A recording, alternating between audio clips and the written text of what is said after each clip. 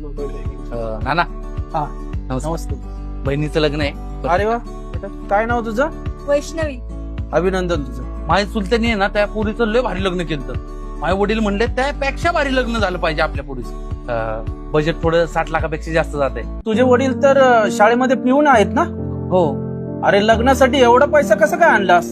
हो, ती गावाकडची जमीन आहे ना आपली, सगळी विकून टाकली आणि घरावर लोन काढले नाना. म्हणजे बापाची शेती तर गेलीच, आता मुलगी पण जाणारच. नाना म्हणजे काय गॅरंटी कार्ड आहे का या लग्नाचं? ही जर खुश नाही राहिली तर गेलेले पैसे रिटर्न मिळतील का? तुम्ही हे लग्न आहे ना हिच्यासाठी नाही करत आहे, समाजामध्ये प्रतिष्ठा मिळवण्यासाठी करत आहे. तुम्हाला हिचीच जर एवढी काळजी असली असती ना तर हिला मोठ्या शाळेमध्ये शिकवलं असतं. काय ग बाळा, कोणत्या शाळेत शिकली तू?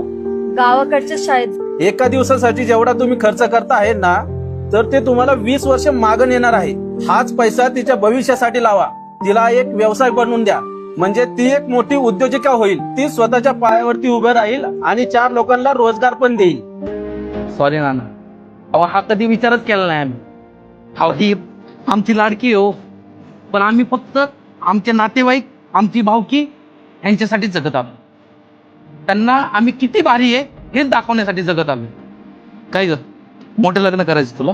नकोय दादा, मला फक्त एक साडी दे चालेल, पण मला ना एक व्यवसाय टाकून दे. मला कोणासमोर हात पसरवायची गरज नाही लागणार. तुझ्या लग्नाची साडी माझ्याकडून असं